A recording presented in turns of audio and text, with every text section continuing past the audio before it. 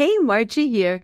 If you suffer from dry eye, migraines, eye strain, or just want to have healthy eyes as you age and prevent macular degeneration, cataracts, and glaucoma, well, you are in the right place then. Because the good news is there's so much that can be done. And our special guest today is Dr. Rani Banik. And Dr. Rani is a board-certified neuro-ophthalmologist who runs a private practice based in New York City. She's also an associate professor of ophthalmology at Mount Sinai. She is certified in integrative and functional medicine and focuses on the root causes of eye diseases and uses strategies based on nutrition, botanicals, lifestyle modification, and supplements for all sorts of vision issues. She's the author of 2 best-selling books, Beyond Carrots, Best Food for Eye Health, A to Z, and Dr. Rani's Plant-Based Visionary Kitchen. And in today's talk, we delve into what can you do? And Dr. Rani shares fabulous, easy-to-implement tips that can make a big difference in your eye health. So I'm really excited for everybody to just tune into this episode. Welcome, Dr. Rani. I am so excited for this interview because this is a topic that's really near and dear to my heart. I have my grandmother who passed away, but she lived into her late 90s, and I just loved her so much. But she had retinitis pigmentosa and was blind at the end of her life. And even though her mind was great, her bones were good, she was in amazing physical shape. She could walk miles, but yet she was completely blind. And, no one knew. Maybe there could have been other things to have done, but it just broke my heart. A person who was so into fashion and really couldn't even see her great-grandchildren. But, and I hear so many people in the community are starting to have macular degeneration or their vision just isn't as good. And so not only does it ruin the quality of your life, but also for a person who cares about bones, when people have vision issues, they're much more likely to fall and fracture. So this has so many implications. And even for younger people, our society is living on the computer. So I'm so excited for you to touch on all these things. So welcome. Well, thank you so much, Margie. I'm really excited to be here. And, your grandmother's story, it's very, it's heartbreaking because people rely on their vision for so many things, especially if she was into fashion, not being able to see colors and figures and you could obviously feel fabrics, but not being able to see the texture of the fabrics. It's so debilitating. It can be so debilitating, yet there's so much people can do to support their vision, to prevent vision issues as they get older. So I'm really excited to share some of this information with you because I think we don't think about our eyes very much. We just take them for granted until something goes wrong, but we need to be proactive about our vision, not just wait until something happens like macular degeneration or cataracts or glaucoma, but be proactive and try to do things to prevent it from happening.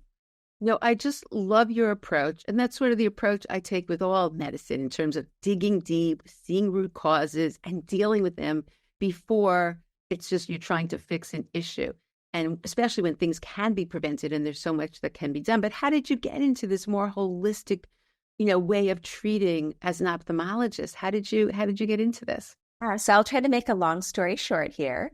I was trained in traditional medicine. I went to medical school. I did ophthalmology residency. I did neuro-ophthalmology fellowship. I was working in academic medicine for most of my career, about 15, 16 years. That's all I knew.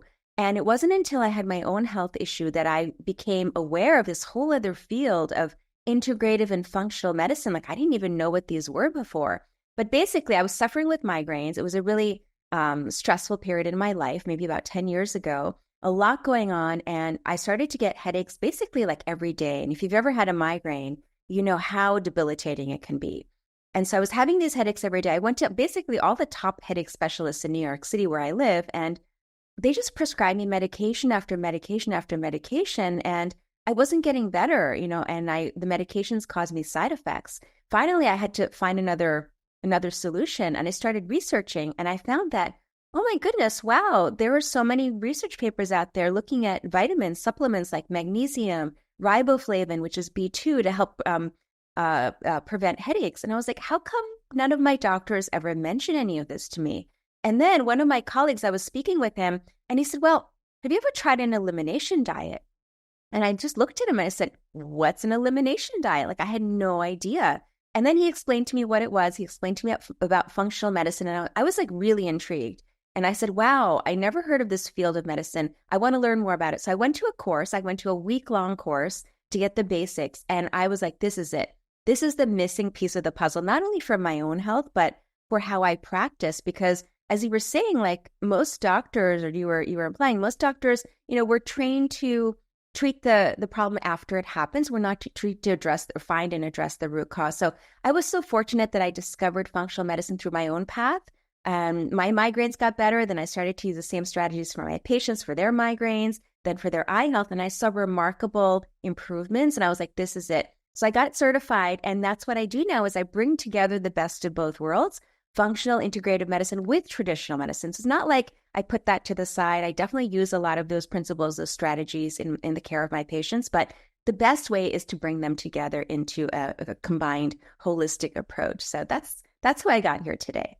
Oh, I absolutely love that. And I think that's how a lot of us, it's personal stories, and then we see how this works and why isn't this out there? And that's sort of one of my missions in terms of my podcast is getting this information out to people so that things like my grandmother, maybe there was something she could have been done earlier. We had no idea what to even look for.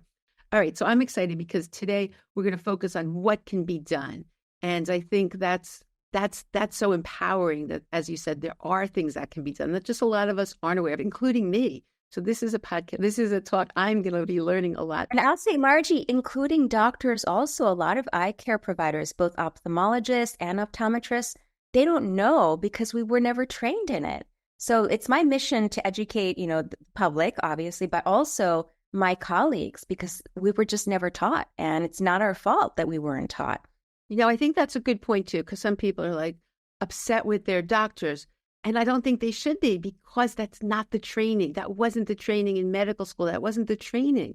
So how could we expect them to be practicing something they really weren't trained in? Even the whole ophthalmology, as you said, your whole residency, everything, it wasn't part of it. It's more, okay, we're very good at fixing the problems. Ophthalmologists are amazing at helping get the vision through glasses and different things. But this piece of it was never taught. So I agree. It's not really that fault. And how amazing that you're spreading this. That's even a better mission because that can go to even so many more people. Yeah, love it. I feel privileged to be able to share this information. So I really love it. All right. So we're going to start. Most people know that beta carotene, like when you ask people, okay, what's a good thing for your eyes? I would say the majority of people think of, beta carotene and carrots and, that's what comes up. But there's so many more. And I know you talk about additional 30 plus. So you want to share the most important ones that people could just put in the eye? So I'm going to just grab my eye model back here to show you. So, when we think about the eye, it's a small organ. It's about the size of a golf ball, but it's really complex. And most of us, we think about the eye, we just think about the very front part of the eye that we can see, the white part, the cornea, which is the curved surface. But if you look inside, there is a lot going on here. So it's not just one single type of tissue, one nutrient that we need to keep our eyes healthy. The eye has over 40 parts. And to really fully support all of those 40 parts, to nourish them, to prevent oxidative stress, which is really common in eye conditions, to prevent inflammation, we need a lot of nutrients to support all of those parts. So in my book, Beyond Carrots, I basically, shatter that myth that carrots and beta carotene are all you need. You actually need this whole diversity of nutrients, of 30 different nutrients, like all the B vitamins. We need minerals like magnesium and selenium and manganese, calcium, a lot of things that are actually good for bone health too. We need vitamin D. We need, then there are special eye nutrients that we need like lutein and zeaxanthin that a lot of people may have heard of, but they're kind of hard to pronounce, hard to remember, so they may not really know what these nutrients are, but these are all vital nutrients for eye health. So again, if you add them all up, there's at least 30. The good news is that there are many, many foods that provide these nutrients. So it's not just eat one thing and you'll be done, you'll be done for the day. In terms of your eyes, you have to eat a diversity of different foods. And in the book, I highlight 40 different foods that I call therapeutic foods because they provide not just one nutrient, but they provide multiple different nutrients that can support your vision health.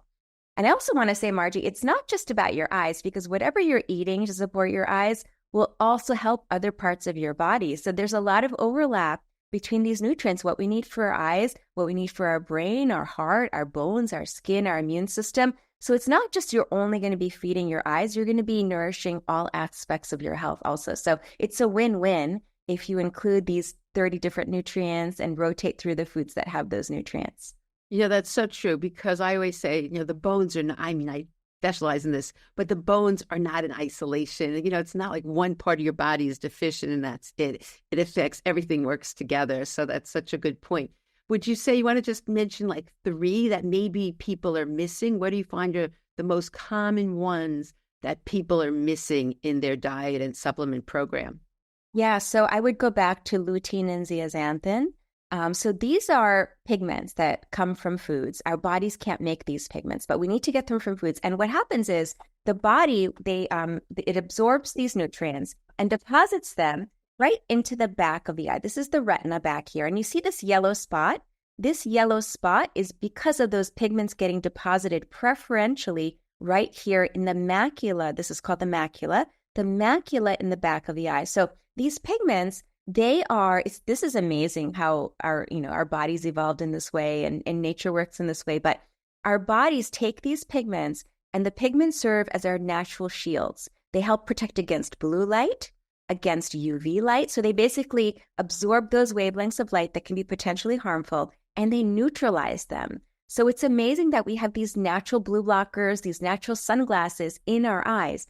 Unfortunately, most of us are deficient in these nutrients. We're just not getting enough of lutein and zeaxanthin. So I'll give you an example. Like most of us, we need about 6.5 milligrams of lutein a day, at least 6.5. Some people think 20 milligrams a day, but at least 6.5 milligrams a day of lutein.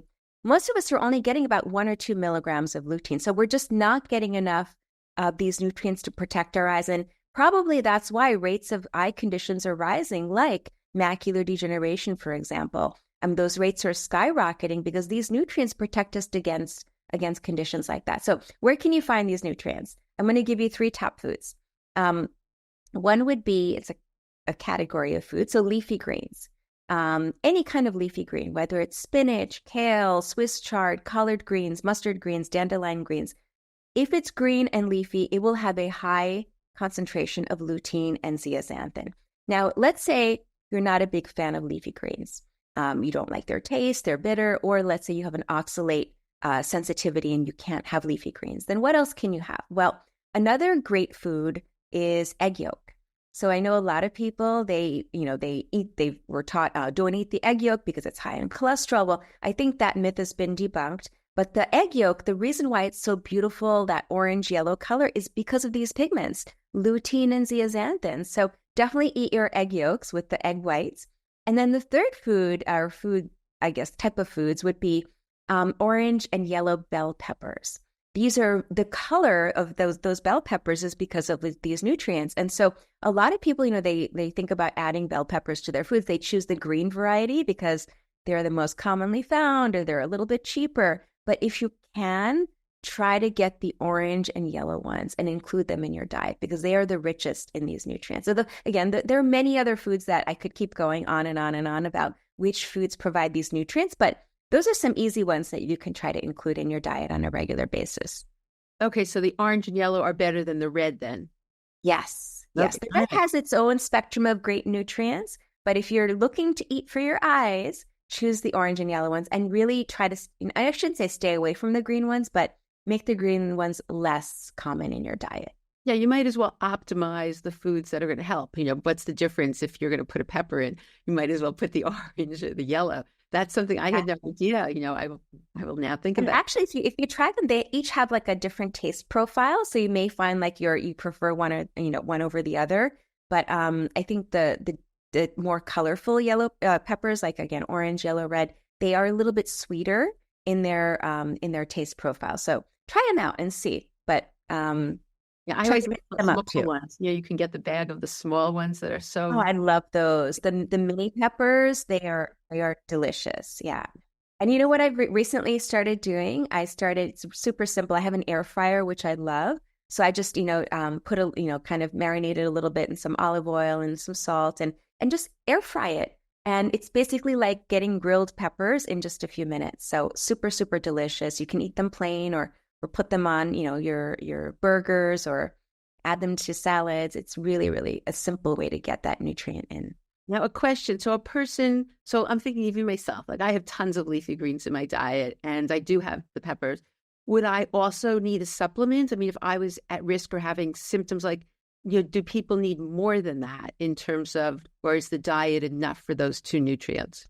So I'll tell you, most people, they've done population studies to see like across different communities, and the way they eat, which populations are least at risk for things like macular degeneration. And the populations that, like, for example, there are populations in the Pacific Ocean, in the Fiji Islands, for example, they eat so much of these nutrients that they don't need anything supplemental. But for the majority of people, they're simply not getting enough. Again, to try to get 6.5 to 20 milligrams a day, you'd have to eat a large volume, which some people do. And if you do, great, then you probably don't have to take a supplement. I typically recommend at least 5 cups a day of these types of foods. So if you're getting that 5 cups, you're probably good. But in case you're not, then yes, I would suggest taking a supplement because, again, you're also protecting against blue light and screen time. And you were mentioning earlier, all of us are so glued to our screens. We know with good reason,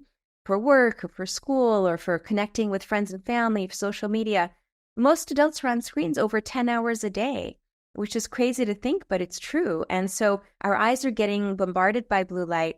And, it's a simple thing to eat well, but also to take a supplement that has lutein and zeaxanthin in it. So I recommend a supplement, an eye health supplement for all my patients. I take one, my family. We all try to do whatever we can to really fortify our eyes. So yeah, it's a great way to boost your intake of lutein zeaxanthin. I actually have a supplement that I recommend. I developed called Fortify, and it does just that. Show us. Do you have that? Is that what's in back of you?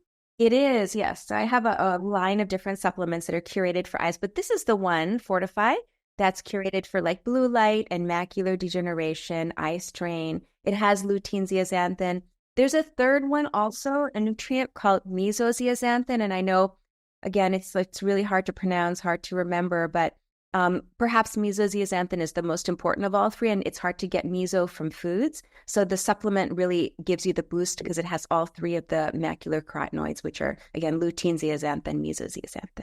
So why would you use that one over the Fortify? Like who would use, how would they choose which one to use? Oh, well, this one does have all three. This has all three in it. Yeah. The meso. Yeah, it has the meso also. It has all three. So lutein, zeaxanthin, meso, and also it has a couple of other things like astaxanthin, which is an up and coming nutrient. A lot of people have probably heard of astaxanthin for their skin health or their immune system.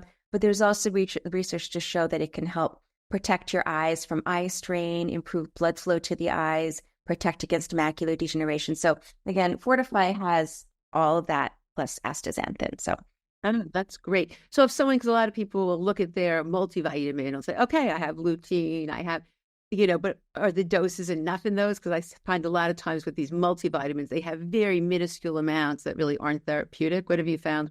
Yeah, so look at the labels. I know a lot of multis, first of all, they don't have lutein at all. Most multis don't. Like if you look at, for example, probably the top selling one on the market, which is Centrum Silver or Centrum, their Centrum brand. Most of the Centrums don't have lutein in them. So look at the labels and choose a multi that does have lutein. And for eye health, so, I talked about the 30 nutrients earlier. Another class of nutrients that can really support your eyes are bioflavonoids, which also come from plants. They protect plants from disease and infection. So when we ingest those bioflavonoids, they can support our own health as well. And so if you're going to get a multi, look for a multi that has the lutein, but also has bioflavonoids, because that way you're not only supporting your whole body, you're also supporting your eyes. And so I have a multi called Nourish that has everything a regular multi would have, plus the lutein, an extra dose of lutein plus the bioflavonoid. So just, be aware, look at the labels, and and make sure that you're making choices that are going to benefit your whole body, not just one organ. Hey, it's Margie. I want to give you one of my best gifts.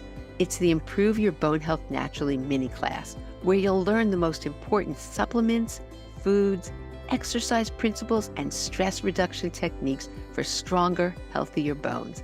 It includes demonstrations of my favorite posture exercises for better bone health that you can do right now. Just check out the show notes and there'll be a link that will take you to a page to get those for free. Just enter your name and email. Thanks. Now back to the show. You know, it's interesting because a lot of times we think of our eyes deteriorating as we get older. We're going to focus on hormones and that in a minute. But young people now, young people who are living on screens their whole life, very different than my generation did at that age.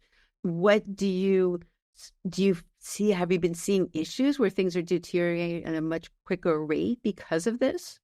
Yeah, I think the biggest challenge young people are having, well, two things: eye strain from being on the screen all day. Three things, actually: eye strain, dry eye from looking at the screen all day and not blinking enough, and headaches, particularly migraine headaches. So I've definitely seen a huge rise in all of those three types of symptoms in my younger patients, like people who are in their 20s, 30s, even children. I've seen a lot of teens and preteens, tweens who have come in with eye strain, just especially when they were doing remote school during the pandemic. The screens again are such a boon to us. We benefit so much from our screens. We can be so productive, and it's so important for connection. But they have the screen time has a lot of downside too. And so, what I typically recommend is, yes, you want to have a solid diet that going to provide you with the nutrients to prevent against dry eye and eye strain, et cetera. But also be mindful of your screen time. Take breaks. So the American Academy of Ophthalmology recommends the 20-20-20 rule. I don't know if you've heard it before, but basically, I teach ergonomics, so I do get this piece because when people are taking the break for their body, they need to take it also for their eyes. Yeah. So the 20-20-20 rule, for anyone who hasn't heard about it before, is basically every 20 minutes, take a 20-second break and look at something. Instead of looking at your screen, look at something like 20 feet in the distance, and that will relax your eyes. But I actually prefer just the 20-20 rule, which is every 20 minutes, take a 20-second break and close your eyes, or maybe even do some eye palming. I love this exercise of eye palming because that will help you just to get a break from that blue light from the screens, but also to lubricate. When you close your eyes, you're lubricating your eyes, and it helps to spread the tears and helps prevent dry eye. And also when you're doing that, you can do a little short meditation. You can do like a little meditative breathing during that 20-second break that you're taking, but while you're doing eye palming. So I love combining some of these, positive health strategies together because, again, you can not only benefit your eyes, you can benefit so many other aspects of your health. Oh, I just love this. And it's interesting because I had learned about that palming as well. And there was a period of time, and I have good posture, and I may teach this. And there was a period of time where I was on the computer, everything's set up perfectly, and my mechanics, and I was just getting I was getting headaches and eye strain that I mean, it was really debilitating. I'd never in my life had it just because the amount of time it was preparing for a summit. And I had so many interviews and so many things where I was just on this computer, and it was scary how horrible it was. So incorporating, just getting off, doing that, doing breathing was so effective. But are you also saying that people who get the eye strain, doing the nutrients, like the supplements, will help them as well? Yeah, actually, there are studies to show that people who take, who have a high intake of lutein, zeaxanthin, or take a supplement, they actually have reduced eye strain, reduced eye fatigue when being on a screen, reduced dry eye, reduced headaches. And there's an interesting study that was just published last month about kids taking these nutrients as a supplement, school-age kids, like elementary school, basically, who were on screens at least, I think, like 4 to 6 hours a day, I believe. That's what the study looked at. And so they also had benefits by simply taking these nutrients. So there are protectors, there are shields, our eyes, and they also help us be more productive, because if you're really, like you were saying, if you're struggling, you can't really work at your best. You can't really be optimal in your function. So by being proactive about that, eating well, taking a supplement, taking those breaks, you can really improve your endurance when you're on a screen and be more productive. So it's a win-win all around, I think, combining the nutrition and the supplementation and the lifestyle strategies when it comes to your eyes. Oh, I love that. Okay, let's talk about hormones, because as people get older, there are changes. And what do people need to be aware of? Or are there signs that are saying, hey, you need to, because a lot of people just accept, I'm getting older, my eyes are getting worse, and they're just going to keep deteriorating, and that's it. And I really think do you agree with me that that's what a lot of people just accept? There definitely are many changes. Some of them, yes, they happen as people get older, but some of them do relate to hormones. And so I'll just share this with you. Across the board, women who are menopausal or postmenopausal have a much higher prevalence of eye conditions like dry eye, like cataracts, like macular degeneration, like glaucoma. So basically, the 4 leading causes of vision issues, women lead in those conditions. And it has to do with, dropping levels of sex hormones, estrogen, progesterone, but also testosterone. We don't realize this, but for women, testosterone is also important. So all of those levels start to drop, and then these, those protective benefits of those hormones start to go away. And people are more, especially women, are more predisposed. Not to say that men don't get those conditions as well, but it's much more common in women. Now, unfortunately, the research, even though we know this, there isn't that much research done to show exactly why drops in those hormone levels are predisposing women, particularly women, to these eye conditions. One thing I can say is that a common eye condition is dry eye. And we know that now this may be interesting for some people to learn, that a lot of people have dry eye because it's not just the surface is drying out, it's because the glands in their eyelids are not functioning properly. So we have these tiny little glands in our eyelids that secrete oils that contribute to lubricating our eyes. And these glands, they're in the upper eyelids and the lower eyelids. We have about 25 to 30 glands in each eyelid. If you actually pull down your eyelid and you look in the mirror and you see where your eyelashes are coming out from, you'll see these tiny little dots right behind the eyelashes. Those are the openings of the glands. And so these glands, they produce healthy oils when we don't have dry eye, but when we are not taking care of our eyes or the hormone levels are dropping, particularly testosterone, those glands start to get clogged up. They get clogged up with keratin. They get clogged. They can get infected. They can cause styes. And then they start to atrophy. And once those glands start to atrophy, when they start to degenerate and basically disappear, there's no way for us to get them back. And it has a direct relation to our hormone levels. So when testosterone levels drop, estrogen levels drop, progesterone levels drop, those glands start to not function and then start to atrophy. So we know that at least. But with respect to the other eye conditions, like again, macular degeneration, cataracts, glaucoma, we don't know what the exact link is between the dropping hormone levels and those predisposition to those eye issues. There's a lot of research that unfortunately is missing, and I hope that probably in the next 5 to 10 years, we'll understand these processes a lot more. Have you seen personally in your practice that when people are on the bioidentical hormones, that there's it helps, or that there's a reduction in these issues? It helps somewhat. So it's interesting. You would think that if you just replace those hormones, that it's going to fix the problem. It may help other organs and other types of symptoms. When it comes to your eyes, the studies have not shown that, first of all, regular hormone replacement therapy, HRT, has not been shown to help for dry eye, for example. Bioidentical, I would say in my practice, 50% of my patients who are doing bioidentical hormones have benefits. The other 50% don't. So what I do in my practice is I give them, my patients, and especially if they have gland dysfunction, I actually image the glands. There's a way to non-invasively image the glands. It's an amazing technology that we use infrared technology to actually take pictures of the glands so I can see what the glands look like. I use other means, and this is where my integrative training comes in. So I use compounded creams that people can put on their eyes, not inside the eye, but on their eyelids to get those hormones directly to the glands. In some cases, I even use eye drops, compounded eye drops, whether it's testosterone or DHEA. And I've been experimenting now with estradiol eye drops in my patients, but that's what really makes the difference. So again, you can give it systemically, but it may not necessarily get to where it needs to go. So I give it more directly to the eye topically or in the form of a drop. And that's where I've seen the most benefit. That's where people make the most strides in terms of their dry eye.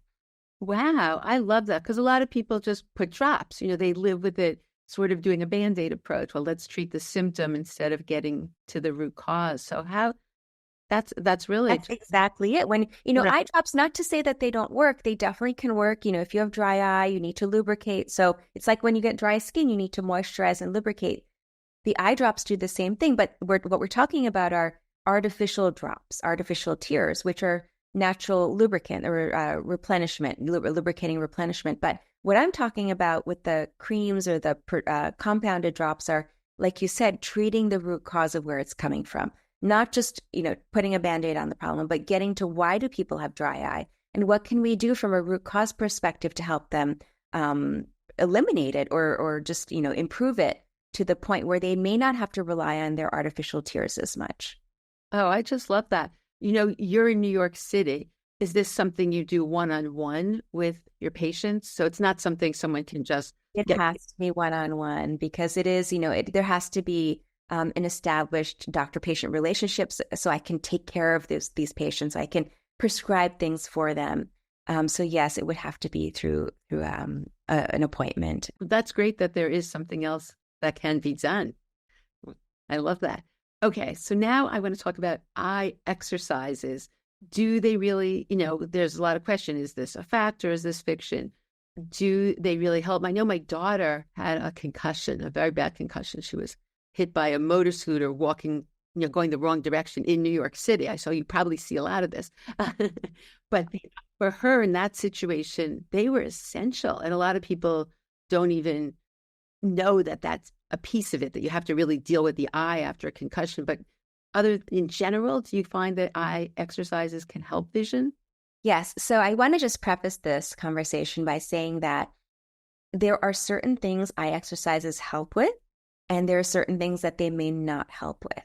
So, when I first was exploring integrative functional medicine, I came across this book by Dr. William Gates called The Bates Method. And so I don't know if you've heard of this book. Basically, he was a doctor who actually worked at the hospital where I teach as well at Mount Sinai. And this was like 70, 80 years ago that he was doing his experiments with eye exercises, et cetera. And back then, what he was proposing is for people to do certain eye exercises to get rid of their prescription, to improve their refractive error.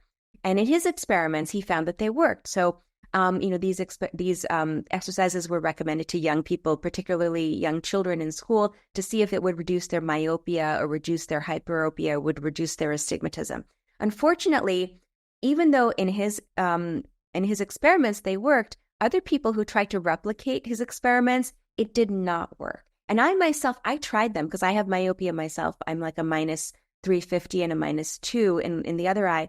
I tried those exercises to see if they would work for me, and they didn't work for me. So I don't recommend eye exercises for trying to reduce your refractive error, trying to reduce your power or your dependence on glasses, etc. But eye exercises of a different kind can help a lot if your eyes are feeling strained, if you're seeing double vision, if you're suffering from concussion or you're having headaches. Yes, in those situations, eye exercises can make a big difference. So it depends what you're doing it for. Again, try to kind of separate that in your mind, whether you're doing it for glasses or you're doing it for comfort and improving eye strain and improving brain function. Because in that area, I do think it really, really helps. So for example, one eye exercise I really love to share with my patients is eye yoga. Have you ever heard of eye yoga before? I've heard of it, but I've never done it. So yeah. So it's super simple. You can do it, if you're doing that 20-20 rule in your every 20 minutes, you can do a quick eye yoga. So basically imagine that there's a clock face in front of you with 12, the numbers 12 on the clock face. And what you're going to do is you're going to look at each number on that clock face for 3 seconds. So you're going to keep your head straight. You're going to look up to the number 12 for 3 seconds. And then the number 1, the number 2, 3, 4, and so on. I'm not going to go through the entire exercise, but basically you're going to go clockwise 2 cycles. and then you're going to go counterclockwise for 2 cycles. And if you do that, basically what you're doing is you're relaxing your eyes. When we're looking at our screen, we're using a process called accommodation. That can really cause a lot of strain if we're doing that for too long. So when you do the eye yoga and you're looking at the clock face, you're relaxing your accommodation, you're stretching out some of those other eye muscles, and it really just helps to improve your endurance and relax that eye strain. That was not easy. That's not easy for me. That's so interesting. So it reminds me of something called the Feldenkrais exercises that as a physical therapist we use that are so effective because you're asking the body to do something it's not accustomed to. And when you do that, it breaks bad habits. It's like the quickest way I've ever seen to improve posture. So in my head, it's like a similar type of philosophy, why that could be so effective. I love that. Yeah. So you're exactly right. We don't typically look in all these different directions because we're looking at our screen all the time. We're looking like straight ahead in front of us, like 14 inches in front of us. But if we initially do them, we may feel like you were saying, you may feel a little uncomfortable, and that's normal because your eyes are not used to looking in those directions. But the more you do it, the more relaxed you'll notice your eyes are feeling, and the easier it's going to get to do those exercises. So don't be frustrated. Don't get, a little bit kind of feel so uncomfortable that I'm not going to do this because I feel uncomfortable. That's exactly why you should do it, because you're feeling a little bit uncomfortable. And how often should we do that? I'm going to add this now. This is something that I think it sounds incredible because it's just what I teach with other things, but now you're applying it to the eyes. How often, what would you recommend for someone starting off? Do a couple of cycles, like 2 times a day. And if you're really on a screen for hours and hours, maybe 3 times a day, just take your breaks and do your eye yoga, do some palming. Again, palming is super simple. Rub your palms together, generate a little heat, cup them, and put them over your eye bones. And basically, don't put any pressure directly on your eyes. But with this, all you're doing is you're eliminating any visual stimulus from getting to your eyes. You're eliminating the blue light or any kind of light from getting to your eyes. And you're doing some meditative breaths. And it's really a great way to reset your eyes. And it'll help you be more productive. It'll help your endurance when you're on a screen. It's so simple to do. And it's, you're incorporating the deep breathing, the meditating into it as well. So it stimulates your vagus nerve a little bit. So it's really a wonderful, simple exercise. So I would do the eye yoga first and then follow that with some palming and then just resume, keep working. And you'll see your eyes are going to feel more refreshed and relaxed when you do that combination. Isn't that amazing that a simple thing like this, that at the end of the day, you're going to feel like a different person? I have people do the same thing, just taking breaks and moving, and their whole lives change because you're not overworking and you're not so fatigued at the end of the day. So those are fantastic. I'm excited to try them because there are things we can do. And I think that's things. And, if you're listening to this and a friend or family member, a colleague who's on their screen all the time, just share it with them because it's so simple to do. And I mean, people have told me it's really transformed their ability to work on a screen. I've had patients who were so debilitated from their screen time and their work demands. Some of them even wanted to go on disability because they were not able to function. Their vision was getting worse and worse and worse. And by simply incorporating these exercises, it made such a difference in their lives. So simple things can really move the needle when you're struggling with especially an eye issue. It's funny because when I was having that issue, I realized that I have to practice what I preach. And I was just so busy with my summit and so busy interviewing that I wasn't doing all these really important habits. I was just going one interview to the next. So once I started this, it's been years now, I haven't had any problems. Oh, I'm so glad to hear that. Though, but I wasn't doing, and just taking the breaks. Does it matter? I also have a screen that is like, one of those screens that reduces the glare and things. Does that matter? Have you found that that's important at all? Is your screen, is it like a filter that you put on it, or is it internally? It's a screen. It's called Energy Star. I'm trying to think of the name of it. It's a screen. My son was having all sorts of eye issues being at the computer so much. And so he was the one that suggested it. And it really has made a difference for me as well. So there are certain screens that are designed, that like our phones, we can put a setting on our phones, like the night shift mode. So after a certain time when the sun sets, the color temperature of your phone will change, shifting from cooler blue light to warmer tones like yellow and orange and amber. And that can really relax your eyes. And I'm not sure if the Energy Star screen does that, but what I'll tell you is that there is an app that I recommend, an app that you can download to your device, whether it's your computer, your tablet, your phone, and it will internally take out the blue light after sunset. And actually, it's a really intelligent app. It knows based off of your geographic location. It knows what time the sun is rising where you are and when the sun is setting. And it will adjust the temperature of your screen to match the natural cycle of the sun. And so I strongly recommend this if you're suffering from screen fatigue and eye strain and light sensitivity. Install this app. It's called Iris, and I can share it with you if you want to include it in the notes. But it's a simple thing. You can download it to basically any screen except a television screen. So for some reason, you're not able to download it to a TV, but your computer monitor, etc.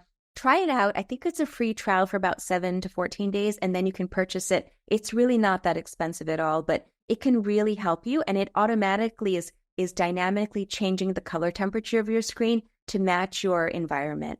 And the other thing it can do, and this is really, really interesting, most of our screens flicker. So they're flickering at a very, very high rate to save battery life.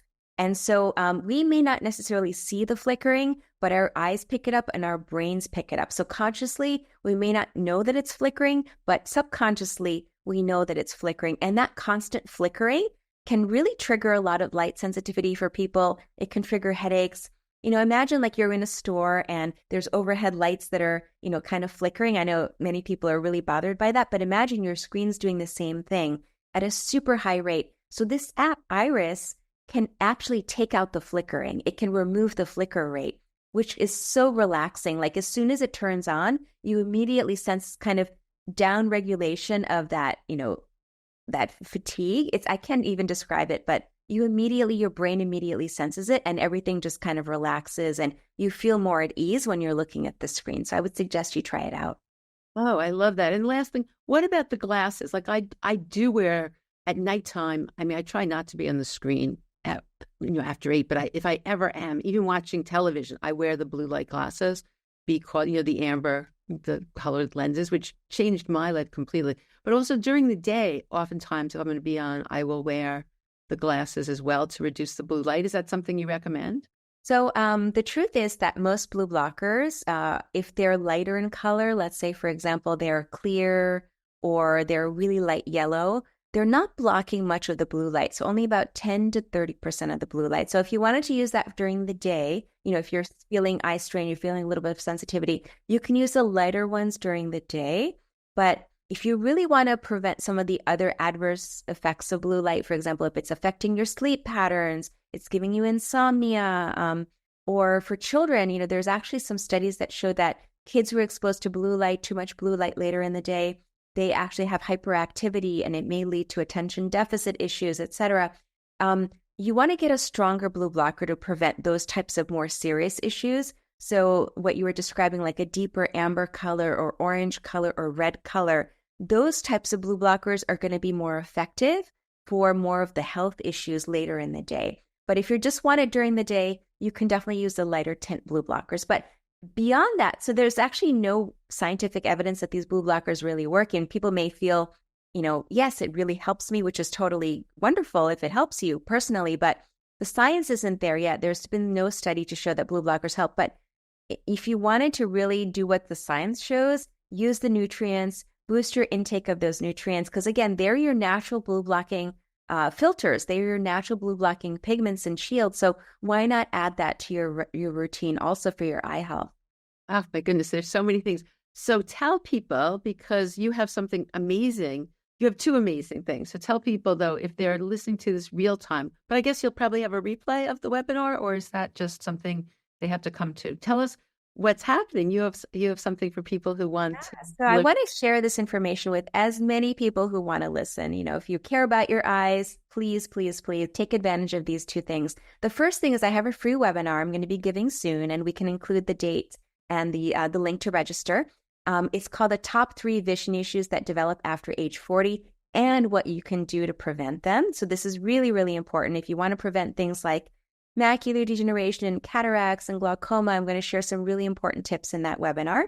And then I have a course that I teach. It's an online program called Ageless Eyes by Dr. Rani. And in this course, it's a 4-week-long protocol where I teach you to really to become an advocate for your own eye health. I teach you DIY strategies, kind of like what we've been talking about today. Simple things you can do to promote your eye health and prevent against some of the most common causes of blindness as we all get older. So it's a 4-week program. I just finished one cohort of it. I'm going to run another cohort coming up very soon in the spring. But I would love for people to, number one, watch the webinar, but then also if you want to go further, you want to dive further into your eye health and be proactive, consider taking the course Ageless Eyes by Dr. Rani. You know, I looked at the curriculum. It's amazing. I think I'm going to take it because, as I said, you know, I'm more at risk because my grandmother had retinitis pigmentosus. I am. Okay. And there's things that you can do for that as well. But there are certain genetic markers, and hopefully it's not been passed along to you, because if it happens, it can be really debilitating. But there's so many eye conditions that do happen as we all get older that we need to be proactive about. So I would love it for you to be in the course, Margie. I would love for you to join us in this journey. I mean, who doesn't want their eyes? I right now don't wear any glasses at all. I've been very lucky in terms of having, you know, good eyes, but who doesn't want their eyes to stay, you know, great as we age and, you know, not have that as an issue, which unfortunately plagues so many people.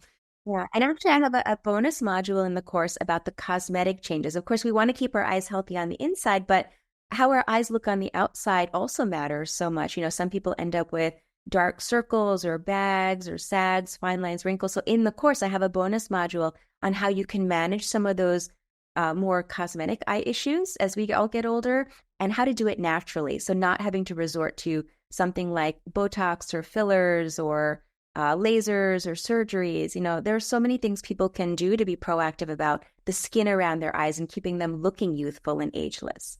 So you mean we can use less of our eye concealer? Exactly. Yeah.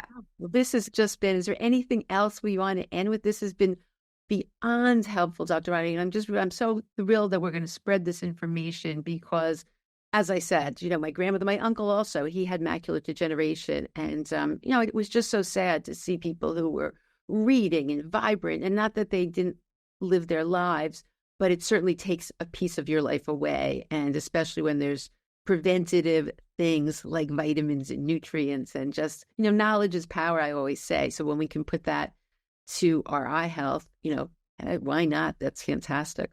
Yeah, I love your message, Margie. I always say, you know, our vision is precious and we need to protect and preserve it. That's my motto, is to be proactive. And if anyone is interested, you can reach out to me through my website, which is www.drranibanik.com. Or I'm also on Instagram. If anyone is on Instagram, I share a lot of tips on eye health, but also on migraine on my Instagram. So please follow me if you're interested. It's dr.ranibanik on Instagram. And if you live in New York, right, you see people, you don't do any virtual work, or it's mostly? I do virtual work. I'm licensed in New York, so patients have to be in New York. So you can schedule an in-person visit with me in my office, or we could do a telemedicine as well. So I'm happy to give you personalized advice, but it would have to be through an appointment. Oh, that's great. Any last minute things before we end? I love what you just said about the vision. No, I mean, thank you so much, Margie, for giving me the opportunity to share what I'm so passionate about. And I also want to thank you for giving, you know, people all of these amazing tidbits about, you know, what they can do to be so proactive about every aspect of their health, aside from bone health, eye health. You know, all of these things that we talked about, they're going to benefit you in such deep ways, impactful ways. So you can be your own health advocate in so many ways. Oh, I love that. Well, it's been a pleasure. Thank you so much. And I look forward. We just saw each other recently, which is, we've been talking about being on here for a while when we first met, but then we saw each other a couple of weeks ago.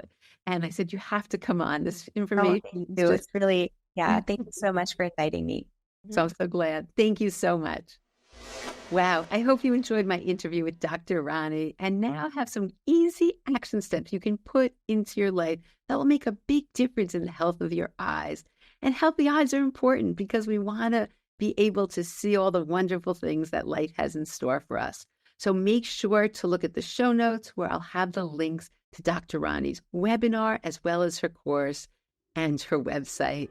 So thank you so much for tuning in, and I look forward to seeing you on the next episode.